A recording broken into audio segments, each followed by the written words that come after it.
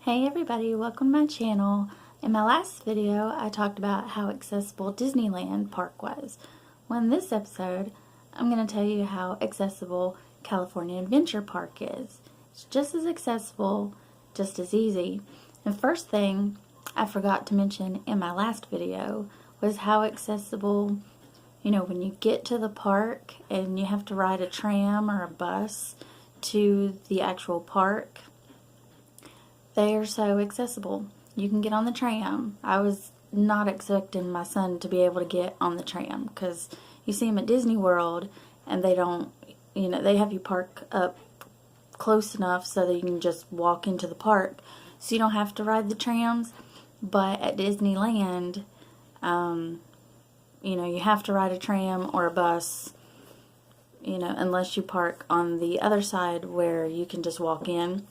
So the tram is accessible, and then they also have little buses that are just as accessible. So I thought that was pretty neat. I was very pleased with that. So now on to the park. So the first thing you're going to do, just like at the other park, is get your ticket. If you are already at the other park, use the same ticket. And you'll need an assistance pass at the California Adventure Park.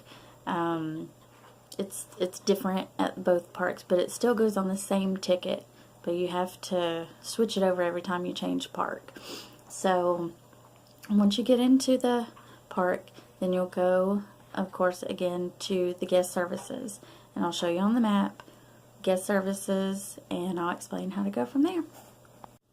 Okay, so once you're in the front gates, you're going to go to guest services, which is this little I right here. It's as soon as you go in, over to your left. And they'll give you a guest assistance pass. Just tell them that you need one. And they're going to tell you that all you have to do is go to a little I. Here's another little I. I found one up here on Pacific Wharf. And all you do is you go to them and you tell them that I have a guest assistance pass and I'd like a comeback time. And so they'll just scan the ticket of the child or the adult that you have the guest assistance pass for. And all you have to do is just go there and be like, I'd like to ride the ride here in Cars Land. And they'll put it on there. They'll give you time to get in line and be ready. And then once you've ridden that ride, you can go back to another little I. This one here would probably be closer to you, and tell them that you want to ride something in a Bug's Land. You can. Those aren't very long lines, so you'd probably be better to get the pass for maybe Soarin' or probably the new Incredicoaster, because those have longer wait times. If it doesn't have a really long wait time, you won't really want to get it on the pass. You can just go to the handicap entrance or the alternate entrance and just say, I have a guest assistance pass, and they will, if it's less than a 30-minute wait, they'll just let you be kind of next in line. So it works, and it makes it a whole lot easier, and you're able to kind of get around the park without any problems. Okay, now that you have your guest assistance pass, you're ready to ride some rides. There aren't as many accessible rides at California Adventure as there are at Disneyland, but they still have quite a few that are accessible. So we're going to start with the Toy Story Mania. It's very accessible. I have a video for that one.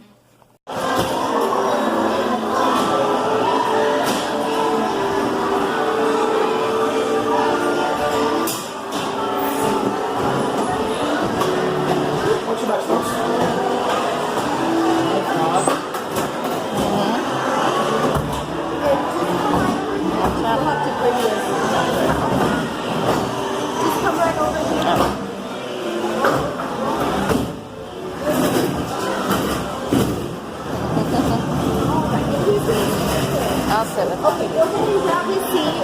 Okay. Let's see.